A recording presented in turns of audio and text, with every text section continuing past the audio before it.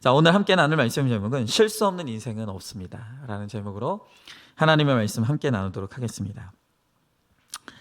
여러분, 이 양이 절벽 아래에 있는 좋은 풀을 보았습니다. 그래서 그 절벽 아래로 탁 뛰어내려가지고 풀을 막 정신없이 뜯어먹었어요. 그런데 이제 다 뜯어먹고 정신을 차려보니 자기가 지금 이 절벽 아래에 있는 거예요.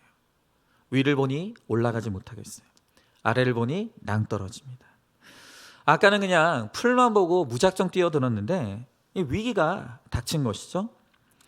여러분, 그런데 이때요, 목자가 양을 구하려고 밧줄을 내려주면요, 양은 자기를 잡아 죽이려는 줄 알고 몸부림치다가 떨어져 죽게 된다고 합니다.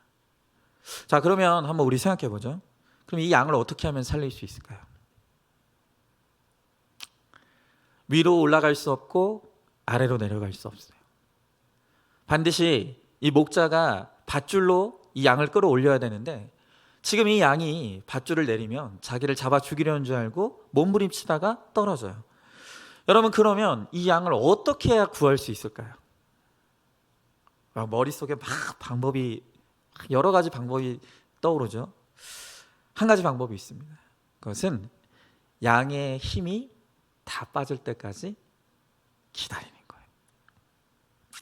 양이 기진맥진해서 더 이상 저항할 수 없을 때가 돼야 잡아 올릴 수가 있는 것이죠. 여러분, 이렇게 하나님은요, 우리가 힘이 빠질 때까지 기다리고 계십니다. 내 힘으로 살려다가 우리는 떨어져 죽을 수밖에 없는 거예요. 하나님이 은혜로 우리를 붙잡아 주셔도 우리는 그것을 은혜로 알지 못하고 끊임없이 몸부림치다가 떨어져 죽는 인생을 살아가는 것입니다. 여러분, 그렇기 때문에 하나님께서 여전히 우리의 몸에 힘이 빠질 때까지 기다리시는 거예요. 우리가 어쩌면 이렇게 날마다 이 몸에 힘이 빠지지 않아서 실수하고 실패하고 넘어지는지 모릅니다. 여러분, 이제 우리가 대선 국면을 앞두고 있습니다. 대선 주자들이 열심히 뛰어다니고 있어요. 그런데 여러분, 그렇게 똑똑해서 한 나라의 대통령이 되겠다고 하는 사람들이 얼마나 많은 실수들을 저지르는지 모릅니다. 말의 실수를 저지르고 행동의 실수를 저지르고 또 심지어 그의 가족들이 저지르는 실수 때문에 지지율이 요동치고 있습니다. 여러분은 그런 한 나라의 대통령이 되겠다고 하는 사람들이 끊임없이 실수를 저지르는 모습을 보면서 어떤 생각을 가지십니까? 혹시 마음으로 아유, 저 바보들, 저래 갖고 무슨 대통령이 되겠다고 나왔냐, 혹시 그렇게 실수하고 비웃고 있지는 않습니까? 여러분, 그런데요, 여러분이 한번 그렇게 해보시라는 거예요. 아마 여러분이 그 자리에 서면 온 세상이 나를 지켜보고 있고 온 세상이 나를 실수하기만을 기다리고 있는데 여러분은 거기서 완벽할 수 있다고 생각하십니까? 아마 우리라면 더 했을 거예요. 더 했을 거예요. 여러분, 우리가 이렇게 참 실수가 많은 인생입니다. 그러나 주님은요, 우리의 치욕적인 실수에도 그 실수가 치명적인 실수가 되지 않게 도와주십니다. 그리고 거짓과 두려움과 불안함이 많은 자라도 하나님께서 우리를 거룩한 자로 칭해 주시고 우리를 선지자로 사용해 주신다는 거예요. 여러분, 오늘 이제 롯의 이야기가 끝나고 다시 성경의 초점이 아브라함으로 옮겨옵니다. 그런데 여러분, 다시 옮겨온 아브라함의 인생을 볼 때 그가 우리에게 보여주는 첫 번째 모습은 바로 실수하는 모습이에요. 어쩌면 이렇게 아브라함도 그렇게 실수를 반복하는지 모릅니다. 여러분, 우리가 실수합니다. 그러나 문제는 실수를 한 그 다음의 행동이에요. 여러분, 우리가 그 다음의 행동에 따라서 우리의 실수가 돌이킬 수 있는 실수가 될 수도 있고 돌이킬 수 없는 실수가 될 수 있다는 거예요. 여러분, 반드시 기억하십시오. 누구나 실수합니다. 누구나 실수합니다. 그러나 그 다음에 우리의 그 실수에 대한 우리의 태도가 돌이킬 수 없는 실수가 되게 하기도 하고 돌이킬 수 있는 실수가 되기도 한다는 거예요. 여러분, 그래서 오늘은 실수와 실패의 의미에 대해서 우리가 아브라함을 통해서 함께 좀 나누기를 원합니다. 첫 번째로, 치욕적인 실수를 하면서 우리는 비로소 나그네 인생임을 깨닫게 됩니다. 지금 돌아가셨더라고요. 예전에 가수 최희준 씨가 불렀던 이 노래 중에 유명한 노래죠. 하숙생이라는 노래가 있습니다. 근데 그 노래 가사를 보면요, 진짜 찬송가 같아요. 인생은 나그네 길, 어디로 왔다가 어디로 가는가. 여러분, 우리도 이런 질문을 해야 돼요. 인생은요, 나그네 길입니다. 근데 아브라함이 그랬습니다. 아브라함은 어느 곳 하나 제대로 정착하지 못하고 끊임없이 옮겨 다니는 인생을 살아가고 있어요. 자, 오늘 1절의 말씀에 보니까 아브라함이 거기서 네게부 땅으로 옮겨가 가데스와 순 사이 그랄에 거류하며 그랬습니다. 자, 아브라함이 그곳을 떠났다고 합니다. 여러분, 그곳이 어디입니까? 그것은 바로 이 천사들을 영접했던 마므레입니다. 가나안에 있는 마므레. 그곳을 떠나서 오늘 이 아브라함이 그랄에 거류했다는 것입니다. 여러분, 이 거류했다라는 말의 뜻은요, 어떤 곳에 임시로 머물렀다라는 뜻입니다. 여러분, 하나님께서 아브라함에게 약속으로 주신 땅이 가나안입니다. 그런데 이 아브라함이 가나안에 진득하니 이 정착하지 못하고 계속 이동을 하는 거예요. 이사를 다니는 거예요. 여러분, 아브라함이 이렇게 어느 한 곳에 정착하지 못하고 끊임없이 거류하며 이동했다는 것은 우리의 인생의 종착역이 이 땅이 아니라는 것을 아브라함을 통해 보여주는 것이죠. 여러분, 우리가 이 땅에서 하늘과 땅의 권세를 가지고 있어도 결국에는 우리는 반드시 이 땅을 떠납니다. 그리고 우리가 영원히 거할 곳은 바로 새 하늘과 새 땅이 있는 하나님의 나라인 곳이죠. 여러분, 그래서 우리는 이 땅에서 살아가는 한 나그네 인생을 살아갈 수밖에 없다는 거예요. 어디를 간들 그곳이 완전한 곳이 될 수가 없는 거예요. 여러분, 그것을 보여주기 위해서 아브라함이 지금 우리를 위해 수고하고 있습니다. 여러분, 이 땅에서 아무 소유 없이 떠난 아브라함에 대해서 히브리서가 이런 증거를 하고 있습니다. 히브리서 11장 13절 14절의 말씀에 보니까 이런 말씀이 있습니다. 이 사람들은 다 믿음을 따라 죽었으며 약속을 받지 못하였을 때 그것을 멀리서 보고 환영하며 또 땅에서는 외국인과 나그네임을 증언하였으니 그들이 이같이 말하는 것은 자기들이 본향 찾는 자임을 나타내미라. 이게 또 틀리네. 네. 다시 체크해 봅시다. 네. 오늘 성경에 보니까 이 아브라함은 이 땅에서 외국인과 나그네로 살았대요. 외국인과 나그네. 여러분, 아브라함이 끊임없이 이 이사를 다니고 또 거류하며 살면서 그는 이 땅이 영원히 내가 거할 곳이 못 된다는 사실을 그가 깨달았습니다. 여러분, 하나님께서 오늘도 우리에게 이것을 알게 하시려고 인생에 많은 사건들을 주시고 또 걸어가고 걸어오고 지나오고 지나가게 하시는 것입니다. 여러분, 어떤 사람들은요, 이사를 많이 다니면 자녀들이 정서적으로 불안해진다고 걱정을 합니다. 그런데 여러분, 성경은요, 영육 간의 이사를 많이 다니는 것이 우리가 믿음의 조상이 걸어간 길을 걸어가는 것이라고 오늘 보여주고 있는 거예요. 여러분, 물론 그렇다고 해서 우리가 일부러 막 이사를 다닐 필요는 없겠죠. 그러나 살다 보면요, 집안 형편이 어려워지거나 사업이 부도나서 또 어쩔 수 없이 이사해야 되는 상황이 옵니다. 여러분, 아마 여러 번 들으셨을 텐데 선배 목사님들이 구전처럼 늘 후배 목사님들에게 전해주는 이야기가 있어요. 목사는 3가지를 준비해야 된다는 거예요. 첫 번째가 설교할 준비고, 두 번째가 이사할 준비고, 세 번째가 죽을 준비를 해야 된다. 목사는 항상 이 3가지가 준비되어야 한다. 그러니까 하나님이 부르시면 가야 되는 거예요. 가야 되는 거예요. 여러분, 저도 마찬가지입니다. 하나님께서 저를 이 안산중앙교회 영원히 뿌리를 내리고 죽을 때까지 섬기라고 하시고 그것이 하나님의 뜻이면 저는 정말 여기서 죽을 때까지, 정말 하나님께서 저를 이곳에서 뽑아내실 때까지 저는 정말 이곳을 잘 섬길 거예요. 그러나 하나님의 뜻을 모르는 거예요. 하나님께서 어느 날 저를 이곳에서 뽑아내셔서 다른 곳으로 이동하면 가야죠. 자, 이번 주에 제 아내랑 그런 얘기를 했습니다.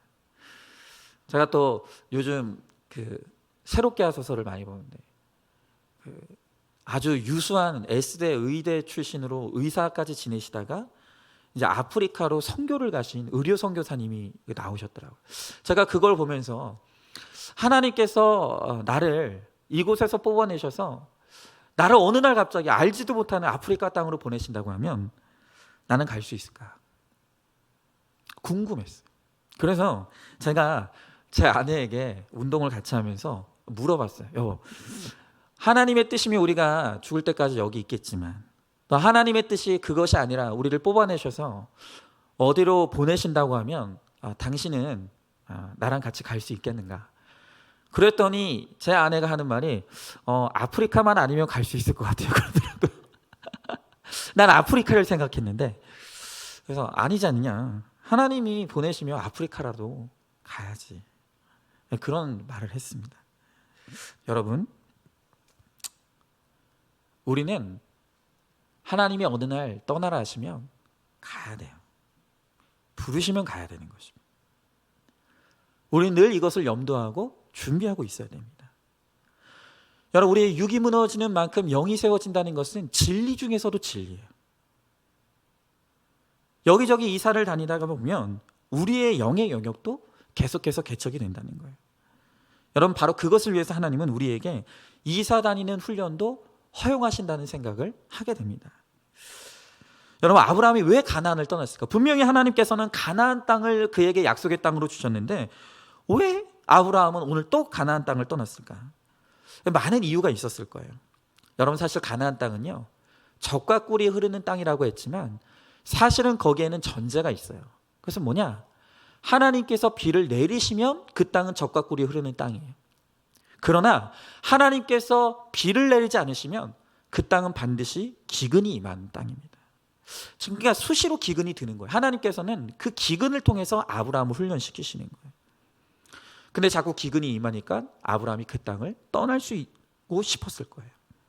또 이 롯과 소돔과 고모라가 하루아침에 망하는 것을 보면서 하나님의 뜻을 알지만 저 땅이 허무하게 무너지는 모습을 보면서 내 기도에 응답이 안 됐구나. 또 하나님께 섭섭한 마음이 들었을 수도 있다고 생각을 합니다. 자, 그런데 문제는 뭐냐면 아브라함은 꼭 이렇게 신앙의 침체기가 오면, 이 영적인 시험을 들면 이 아브라함은 꼭 어디로 가냐 하면 남방으로 가는 거예요. 여러분, 남방이 어디입니까? 바로 애굽이 있는 땅. 애굽과 같은 하나님을 믿지 않는 이방 민족들이 모여있는 땅이 바로 남방 땅. 바로 그곳에 오늘 여기 있는 그랄도 있는 거예요. 여러분, 사실 남방하면 아브라함에게 좋은 기억이 없습니다. 거기서 애굽에 갔다가 바로에게 치욕을 당하기도 했죠.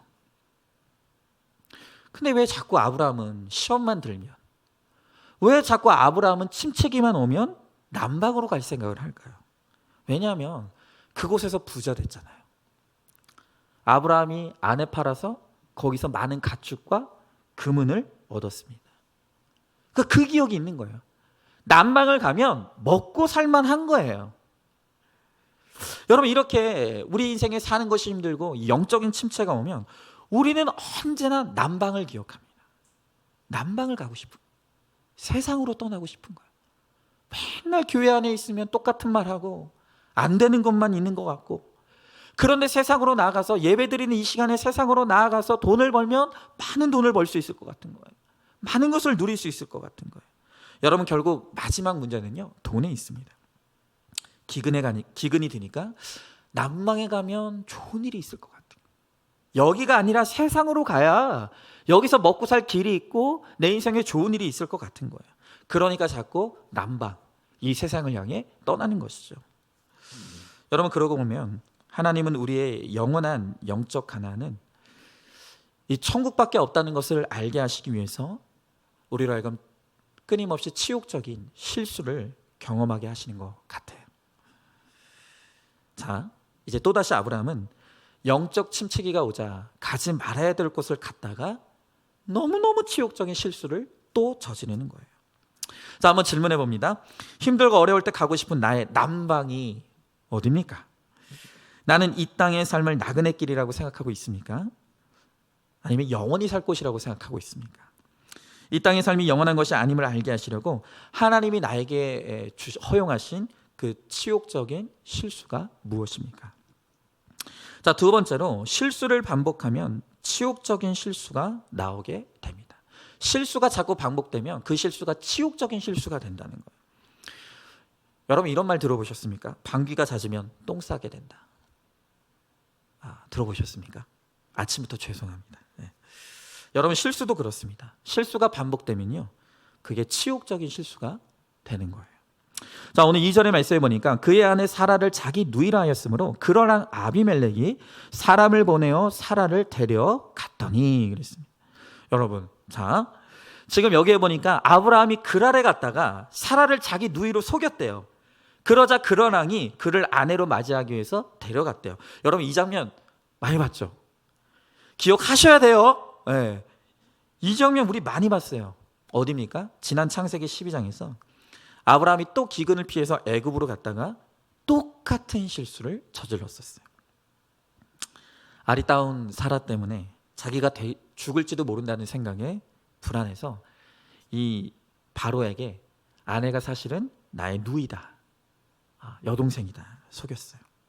그리고 바로는 그 말만 믿고 사라를 데려갔죠. 여러분, 만약 그때 하나님이 바로를 간섭하지 않았다면 아브라함은 자식 하나 없이 그저 이 아내와 서로 의지하며 살아가고 있었는데 그 아내를 영영 잃어버리게 됐을 것입니다. 근데 여러분, 그때도 그렇게 치명적인 실수를 저질렀었는데 똑같은 실수예요. 세상에 정말 하나도 다름없이 똑같은 실수를 그랄 땅에서 또 저지르는 거예요. 자, 그런데 우리가 여기서요, 중요하게 생각해야 될 게 있습니다. 그것은 지금 이 아브라함이 실수를 저지르는 모습을 성경이 기록하고 있는 위치예요. 여러분, 이 위치가 어느 위치입니까? 우리는 지난 시간까지 롯이 소돔과 고모라에서 망하는 모습을 보았죠. 그런데 그 실수 이후에 성경은 곧바로 아브라함이 치욕적인 실수를 저지르는 모습을 오늘 보여주고 있는 거예요. 여러분, 의미가 뭘까요? 롯이 망하는 사건, 그리고 곧바로 아브라함이 똑같은 치욕적인 실수를 저지르는 모습을 성경은 보여줌으로써 우리들에게 뭘 가르쳐 주는 걸까요? 여러분, 이 세상에 별 인생이 없다는 거예요. 롯이 망한 것이 그는 악하기 때문이고 아브라함이 망하지 않은 것은 그가 의인이기 때문이다? 아니라는 거예요. 그게 아니라는 거예요. 여러분, 이 사건은요, 약속을 바라보며 살아가는 신앙인들도 우리가 형편없는 죄인에 불과하다는 것, 우리가 이만큼이라도 살아갈 수 있는 것이 오로지 하나님의 은혜라는 것을 보여주기 위해서 롯이 망한 사건 바로 그 다음에 이 아브라함이 똑같은 치욕적인 실수를 저지르는 모습을 오늘 우리들에게 보여주고 있는 거예요. 여러분, 신앙이라고 하면서 우리가 얼마나 입만 열면 거짓말하고 끊임없이 실수를 반복합니까? 우리들 교회 한 집사님이 주일에 교회에 오지 않고 산에 갔다고 합니다. 그 전날 토요일 날 등산을 갔는데 그곳에서 만난 사람이 우리 주일날에도 일요일에도 또 만나자 그랬다는 거예요. 안 그래도 교회 가기 귀찮고 싫었는데 잘 됐다 싶어가지고 약속을 하고 그 다음날 이제 예배도 빼먹고 이제 주일날 그 사람과 만나서 산행을 갔다는 거예요. 그런데 그 사람이 대뜸 같이 산에 올라가고 있는데 주일날 등산을 하고 있는데 자기한테 혹시 교회 다니냐고 물어보더랍니다. 찔리잖아요. 자기는 예배 빼먹었는데 혹시 이런 나를 보면서 하나님이 욕먹을까 봐 그 순간에 아닌데요, 저 왜 교회 안 다니는데요? 거짓말을 했답니다. 그러면서 그 집사님은 속으로 하나님 죄송합니다, 용서해 주십시오. 그랬다는 거예요. 여러분, 우리가요 이렇게 인생에 위기가 닥치고 또 우리 인생에 뭔가 곤란한 일이 생기면 우리도 나도 모르게 거짓말합니다. 실수하는 거예요. 실패하는 거예요. 여러분, 그런데 이런 실수가 잦다 보면 반드시 치욕적인 실수로 들어가게 되어 있다는 거예요. 오늘 3절에 보니까 그 밤에 하나님이 아비멜렉에게 현몽하시고 그에게 이르시되 내가 데려간 이 여인으로 말미암아 내가 죽으리니 그는 남편이 있는 여자임이라 그랬어요. 여러분, 이 믿음의 조상 아브라함이 누구보다도 거룩하게 살아야 될 그가 거짓말했어요. 그리고 그 거짓말 때문에 많은 문제들이 생겨나는 거예요. 여러분, 그 무엇보다도 그랄랑 아비멜렉이 죽게 된 거예요. 오늘 성경에 보면 아비멜렉은 바로가 당했던 재앙보다 더 강력한 죽음을 예고받게 되는 것을 우리가 보게 되는 거예요. 여러분, 그래서 우리 믿음의 사람들은요, 조심해야 돼요. 내가 저지르는 죄 때문에요, 나만 이 형벌을 받는 게 아니라 나 때문에 수많은 사람들이 고생하고 수고하게 된다는 거예요. 하나님께서 거룩함을 이루지 못하는 나은 사람을 훈련시키기 위해서 얼마나 많은 사람들을 고생시키는지 모른다는 거예요. 성경을 보면요, 아브라함이 정신을 차리고 하나님께 순종을 잘할 때는 언제나 아브라함보다 하나님이 먼저 등장합니다. 하나님이 이르시되 하나님께 묻자와 가로되. 늘 언제나 아브라함이 믿음 안에 있을 때는 하나님을 앞세워요. 그런데 이 아브라함이 정신을 차리지 못하고 죄가 왕노릇할 때는 언제나 그의 인생의 주어가 하나님이 아닌 아브라함 자신으로 바뀌는 거예요. 하갈을 드릴 때도 하나님께 묻지 않았어요. 오늘 여기 이 남방으로 내려갈 때도 하나님께 물었다는 말이 전혀 없습니다. 여러분, 이때를 조심해야 되는 거예요. 내 인생의 주어가 내가 될 때, 내 마음대로 하고 싶을 때, 내가 이건 꼭 하고 싶어, 내가 이것은 꼭 해야만 해. 여러분, 꼭 해야 될 것 같은 그것이 있을 때, 여러분 그때 반드시 여호와께 묻자와 가로되가 되어야 되는 거예요. 여기서 우리 인생이 돌이킬 수 없는 실수의 인생이 되느냐, 돌이킬 수 있는 실수의 인생이 되느냐, 이 바뀌는 거예요. 아내의 일만 나오면 아브라함은 머리가 하얘집니다. 거짓말이 나와요. 그리고 그의 거짓말 때문에 수많은 사람들이 피해를 입는 거예요. 여러분, 그런데 이 아브라함이 누굽니까? 믿음의 조상이에요. 근데 아예 믿음의 조상이라고 하는 이 사람도 똑같은 자리에서 자꾸 실수를 반복하며 어이없이 넘어지는 거예요. 여러분, 우리도 마찬가지죠. 내가 하나님을 믿고 거룩을 쫓아간다고 하는데도 자꾸 우리가 유독 반복해서 넘어지는 약한 부분이 있어요. 그죠? 자꾸 반복해서 넘어지는 약한 부분이 있는 거예요. 다른 사람이 넘어지는 모습을 보면 나는 저런 거는 별로 문제가 안 되는데 하는데, 다른 사람이 내 모습을 봤을 때 답답할 정도로 자꾸 반복해서 넘어지는 우리의 약한 부분이 있다는 거예요. 여러분, 어떤 사람은 게임에 자꾸 넘어져요. 게임하지 말아야 되는데 자꾸 게임에 넘어져요. 또 어떤 분은 술과 담배와 마약에 끊임없이 넘어지는 분들이 있습니다.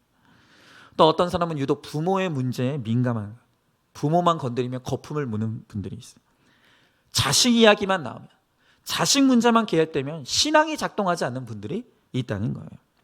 주식, 음란, 돈. 오늘 여러분의 약점이 무엇입니까?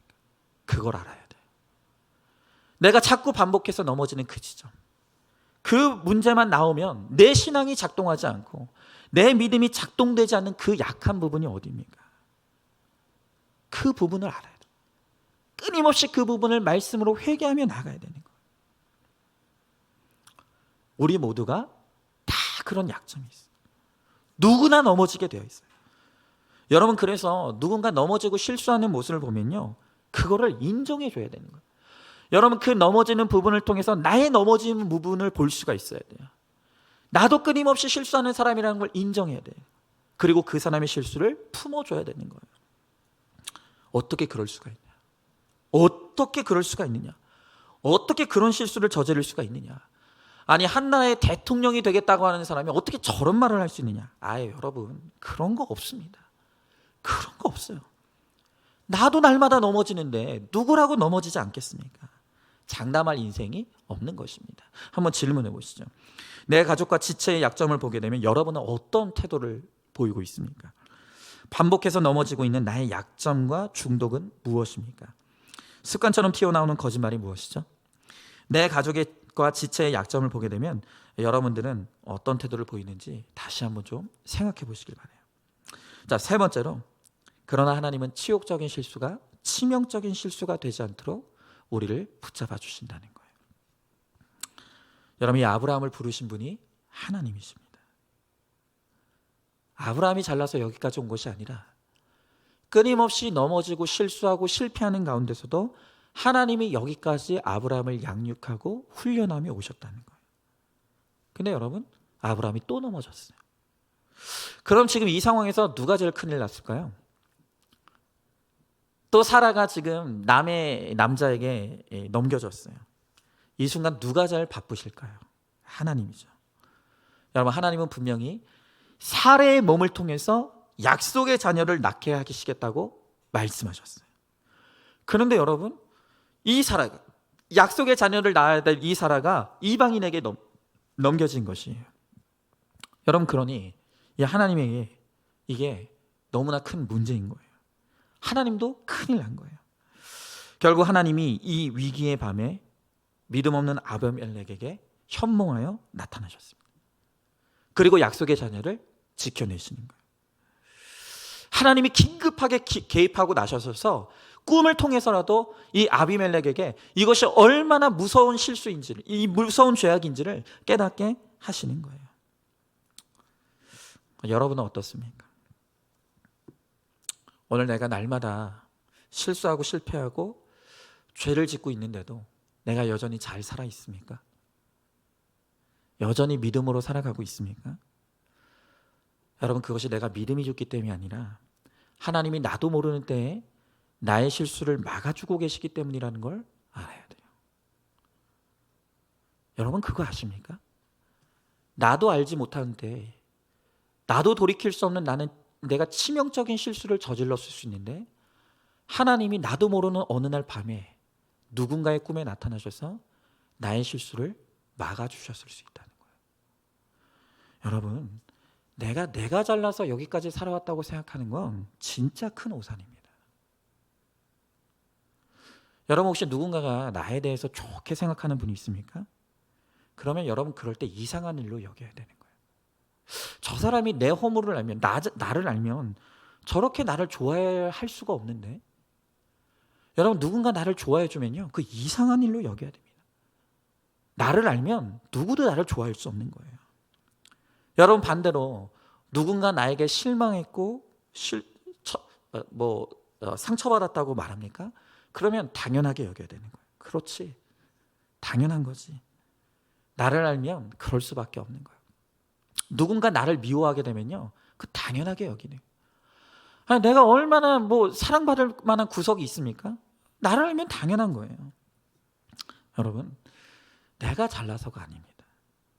내가 이만큼이라도 살아가고 있는 것은 나도 모르는 사이에 하나님께서 끊임없이 내 허물을 가려주시고 내 실수를 덮어주시고 나를 막아주시고 보호해주시는 하나님의 은혜가 끊임없이 우리 가운데 있기 때문에 우리가 여기까지 살아올 수가 있었던 거예요. 저도 마찬가지죠. 제가 무슨 남들보다 믿음이 좋아서 목회하고 있겠습니까? 아니죠. 아니에요. 하나님이 저의 수없이 많은 허물과 실수들을 그래도 이만큼이라도 가려주시고 덮어주시고 또 보호해주시는 은혜가 있기 때문에 제가 이 목회를 하고 있을 뿐이지, 하나님의 보호하시고 가려주시는 은혜가 저를 떠나면요, 저 목회 못합니다. 분명히 말하는데 저 목회 못합니다. 은혜예요. 여러분, 그래서 우리가 실수와 위기의 때를 맞았다 하더라도 하나님이 나를 사랑하신다는 것을 믿고 하나님이 나에게 찾아와 주실 것을, 하나님이 나를 도와주실 것을 믿고 우리는 기도해야 되는 거예요. 오늘 4절부터 6절의 말씀에 보니까 아비멜렉이 그 여인을 가까이 하지 아니하였으므로 그가 대답하되, 주여, 주께서 의로운 백성도 멸하시나이까? 그가 나에게 이는 내 누이라고 하지 아니하였나이까? 그 여인도 그는 내게 오라비라 하였사오니 나는 온전히 마음과 깨끗한 손으로 이렇게 하였나이다. 하나님이 꿈에 또 그에게 이르시되, 내가 온전한 마음으로 이렇게 한 줄을 나도 알았으므로 너를 막아 내게 범죄하지 아니하게 하였으니 여인에게 가까이 하지 못하게 함이 이 때문이니라 그랬어요. 자, 하나님이 아비멜렉에게 현몽하셨어요. 꿈으로 나타나셨어요. 그리고 그에게 경고하시기를, 너는 이 여자 때문에 죽게 될 것이다. 네가 이 여인을 취하면 너는 죽는다. 그때 이 아비멜렉이 자기 입으로 뭐라고 말하냐면, 하나님, 나는 깨끗한 사람입니다. 나는 죄가 없습니다.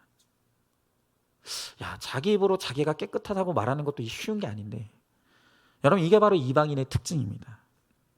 매사에 나는 잘못 없어. 나는 피해자야.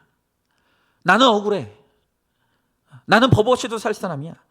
여러분, 이방인들은요, 늘 자기가 의롭다고 강변을 해요. 자기는 잘못이 없다고 변명하는 거예요. 자기 죄를 모르니까 이방인들은 자기가 의로운 줄로 착각합니다. 여러분, 그런데 자기가 의롭다고, 자기는 깨끗하다고, 자기는 잘못한 것이 없다고 그렇게 강변하고 있는 아비멜렉에 대해서 하나님이 보이시는 태도가 무엇입니까? 그를 책망하지 않으시는 거예요. 그 수준을 이해하시는 거예요. 그래, 너는 믿음이 없으니까, 너는 말씀이 없으니까, 네 죄를 보지 못하니까 이렇게 말할 수밖에 없어. 하나님께서 또 아비멜렉은 그 수준대로 인정하시고 칭찬해 주시는 거예요. 그래서 그가 그 실수에서 돌이킬 수 있도록 도와주시는 것이죠. 여러분, 이렇게 우리도 구원을 이루기까지 우리의 말에 참 지혜가 있어야 돼요.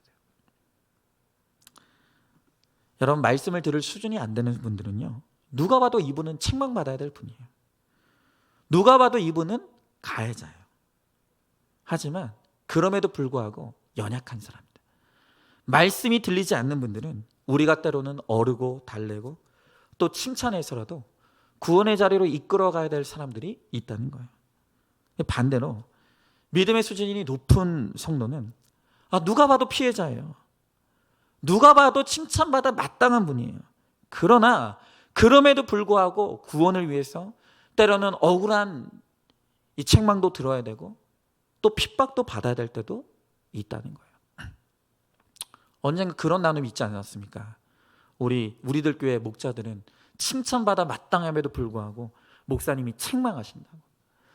여러분, 우리 목자들이 얼마나 지금 이 일부 예배 나와서 예배 드리시는 우리 성도님들 얼마나 진짜 사실 일주일 동안 너무너무 피곤한 가운데 살다가 이 주일이라도 좀 푹 자고 좀 적당한 때 나와서 예배 드리고 싶고, 근데 이 일부 예배 나와가지고 이렇게 예배 드리시고 또 이제 봉사하시고.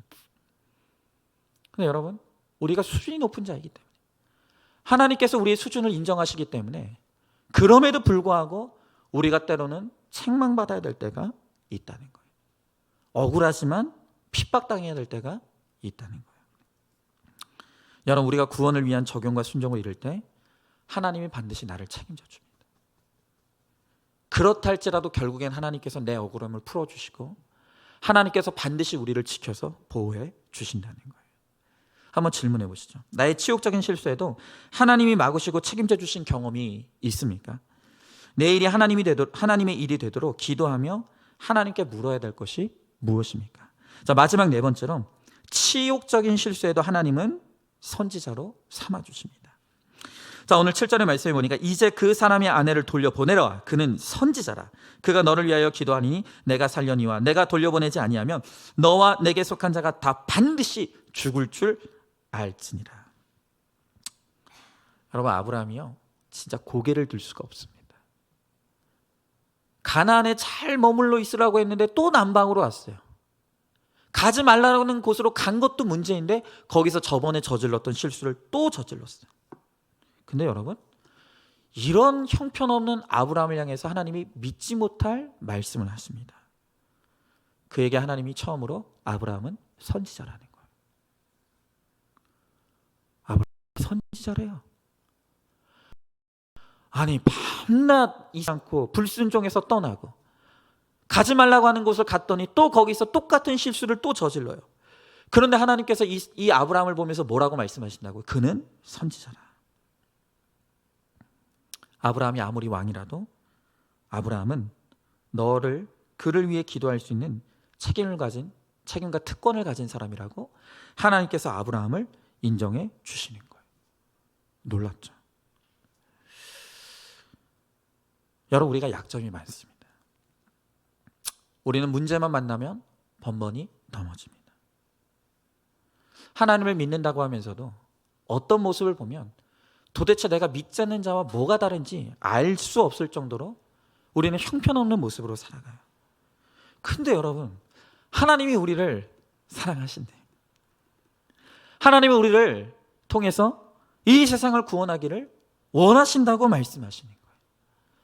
나의 어떤 한 작은 부분을 통해서라도 하나님이 나를 쓰시기를 원하시고 나를 통해서 영광받기를 원하신다고 말씀해 주시는 거예요.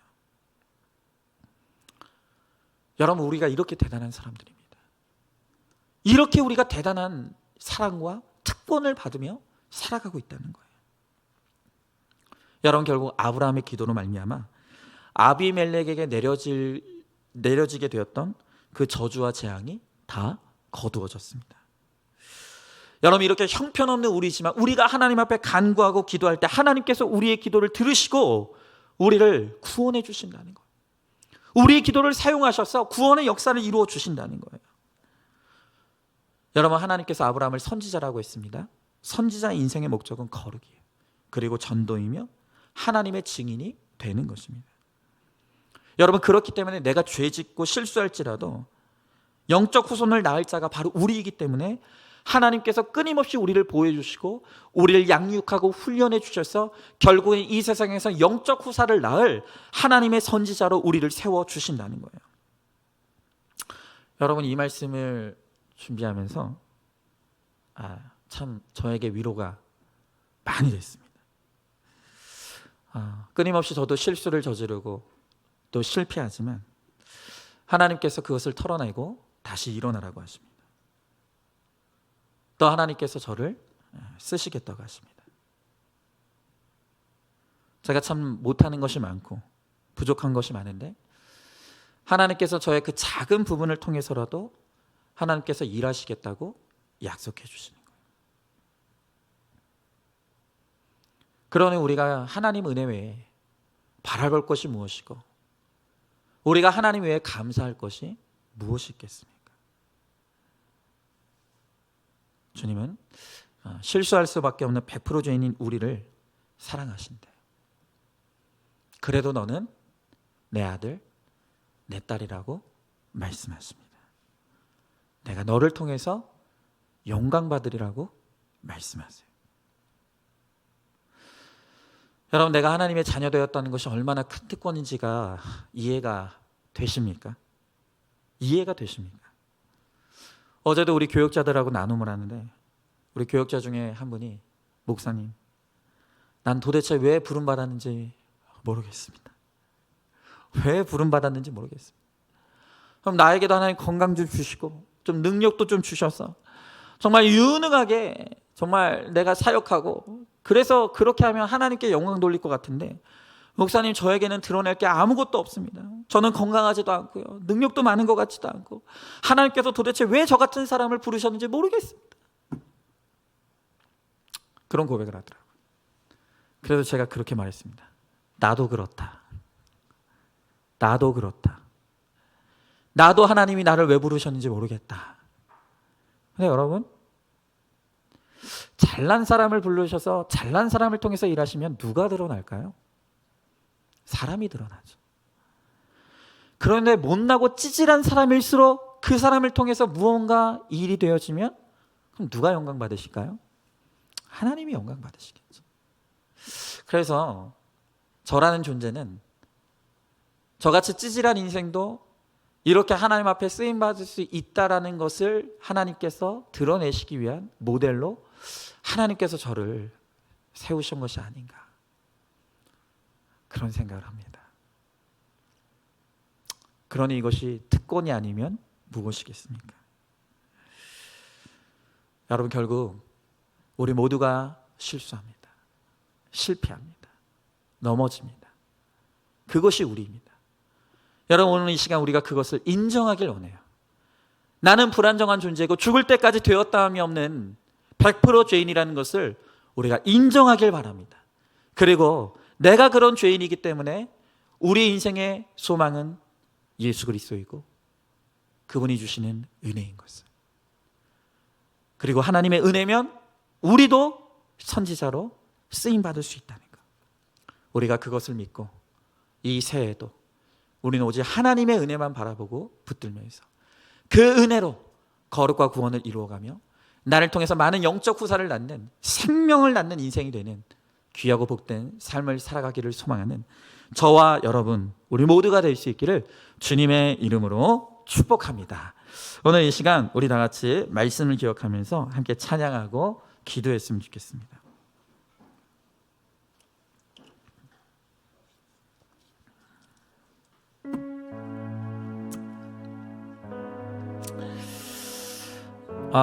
여러분, 그렇습니다. 어제 저는요, 우리 교역자들이 자신의 연약함을 쏟아내는 이 고백들을 들으면서 제가 진짜 할 말이 없더라고요. 제가 할 말은 제가 만약에 제 주제를 몰랐다면, 야, 너네들은 그러고도 어떻게 뭐 사역자라고 하느냐, 그럴 것 같은데, 이제 제 주제를 알고 제 분수를 알게 되니까, 야, 나도 그런데 너무너무 공감이 되고 체휼이 되더라고요. 여러분, 우리가 다 연약합니다. 다 실수합니다. 다 실패합니다. 여러분, 내가 잘해서 여기까지 왔다고 생각하십니까? 그 정말 하나님 앞에 책망받을 교만입니다. 여러분, 아브라함이 알지 못하는 데에도 하나님은 꿈에서라도 아브라함을 지키시고 보호하셔서 그를 그렇게 선지자로 만들어 가시는 거예요. 여러분, 우리가 여기까지 올 수 있었던 것은 나도 알지 못하는 시마다 때마다 우리를 지키시고 보호하시고 나를 호흡 불어 가시는 하나님의 은혜가 있기 때문에 우리가 여기까지 온 거예요.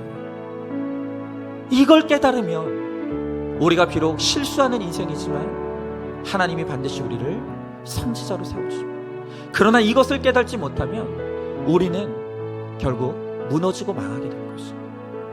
여러분, 우리는 불완전합니다. 그러나 완전하신 주님 때문에 우리가 온전해질 줄로 믿습니다. 우리가 그것을 믿고 오늘 이 찬양 우리 같이 찬양하면서 우리 주님을 찬양합니다. 주여, 우리는 연약합니다. 주여, 우린 연약합니다. 우린 오늘을 힘겨워합니다.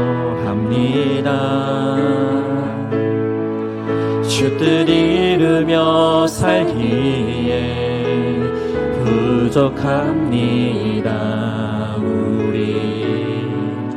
우린 연약함. 주여, 우리는 넘어집니다. 주여, 우린 넘어집니다. 오늘 또 실수합니다. 오늘 하루 또 실수합니다. 주의 긍휼을 구하는 죄인입니다. 우리 주만 바라봅니다. 한없는 주님의 은혜, 한없는 주님의 은혜, 온 세상 위에 넘칩니다. 가릴 수 없는 주 영광,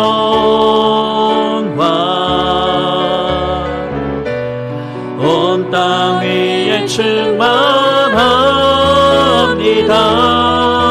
주님만이 길이오니 우린 그 길 따라갑니다.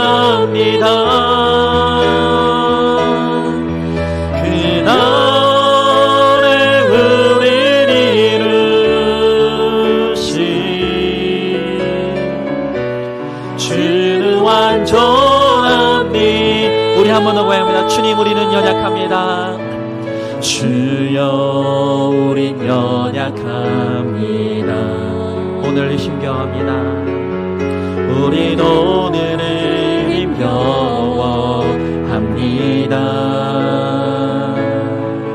주 뜻 이루며 살기에 부족합니다. 우린 연약함이. 주님, 우리는 넘어집니다. 주여, 우린 넘어집니다. 오늘 하루 또 실수합니다. 주의 긍휼을 구하는 죄인입니다. 우리 주만 바라봅니다. 이 시간 하나님의 은혜를 간구하길 바랍니다. 한없는 주님의 은혜, 온 세상 위에 넘칩니다.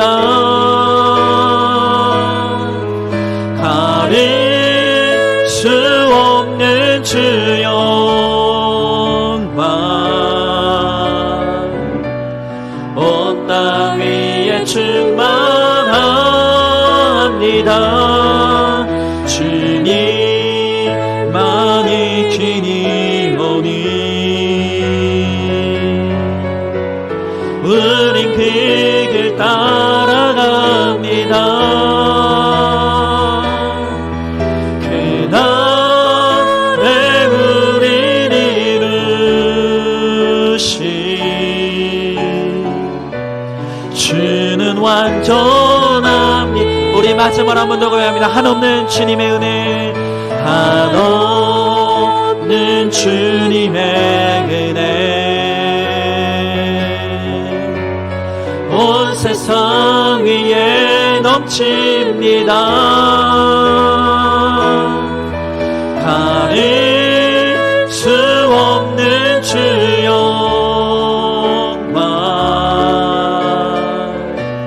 온 땅 위에 충만합니다.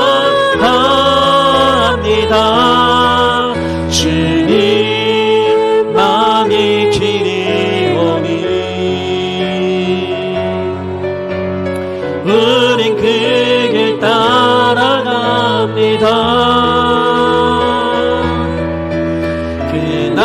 그날에 우린 이루시 주는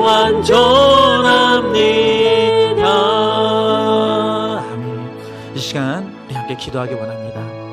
여러분, 우리는 실수할 수밖에 없습니다. 실패할 수밖에 없습니다. 넘어질 수밖에 없습니다.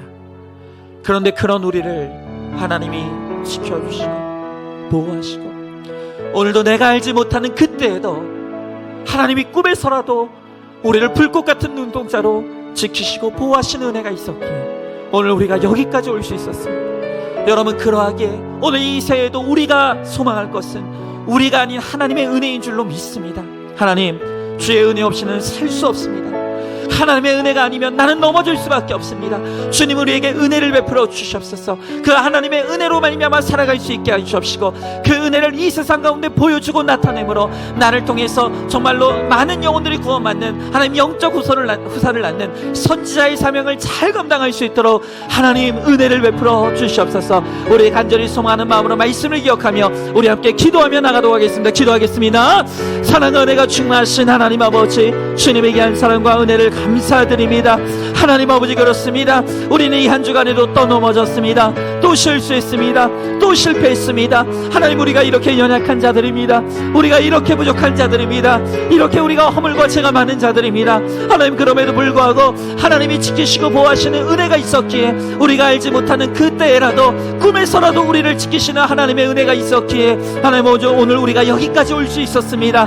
하나님 아버지, 우리가 하나님의 은혜를 잊지 않게 하시옵시고 아버지, 이 새해도 하나님의 은혜만이 우리가 살 길이며 은혜 아니면 우리가 살아갈 수 없는 것을 깨달으며 아버지 하나님, 그 은혜를 붙들고 나아갈 수 있도록 주여 하나님 아버지 함께하여 주시옵소서. 하나님, 우리를 지켜주시옵소서. 우리를 보호하여 주시옵소서. 하나님, 주님께서 우리를 인도하여 주시옵소서. 그러므로 말미암아 우리가 거룩의 길로 가게 하여 주시옵시고 하나님 아버지, 우리의 삶을 통하여 주의 은혜가 작동되어지는 모습을 하나님 아버지 우리가 이 세상 가운데 보이며 아버지 많은 영혼들을 낳는 하나님이 선지자의 사명을 잘 감당할 수 있도록 주여 은혜를 베풀어 주시옵소서. 주님 함께하여 주시옵소서. 주님 역사하여 주시옵소서. 하나님 감사합니다. 이 아브라함이 또 넘어졌습니다. 또 실패했습니다. 또다시 같은 자리에서 무너지고 말았습니다. 하나님, 오늘 하나님께서 이 아브라함의 모습을 통해서 아브라함이 아브라함 된 것이 그의 능력이 아니라 오로지 하나님의 은혜였음을 오늘 우리들에게 깨닫게 하시고 보여주십니다. 하나님, 우리도 그렇습니다. 우리가 여기까지 살 수 있었던 것, 이만큼이라도 우리가 먹고 살게 되고 이만큼이라도 믿음으로 살아갈 수 있었던 것은 오로지 하나님의 은혜임을 이 시간 우리가 말씀을 통해서 깨닫게 됩니다. 주님께서 걸음걸음을 보호하여 주셨고 우리가 알지 못하는 그때에도 꿈을 통해서라도 우리를 위하여 일하시고 우리를 통해 역사하셨던 주님, 하나님, 그 하나님의 은혜가 있었기에 오늘 우리가 여기에 있는 것을 우리가 깨달을 수 있게 하시옵시고, 새해에도 우리가 하나님의 은혜 아니면 살아갈 수 없다는 것을 고백하며 하나님의 은혜가 우리 삶 가운데 충만하게 임할 수 있도록 주님 역사하여 주시옵소서.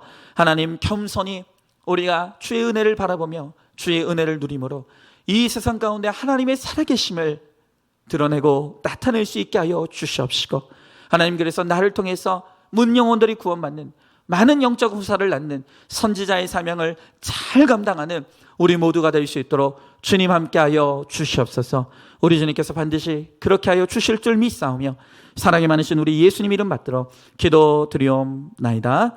아멘.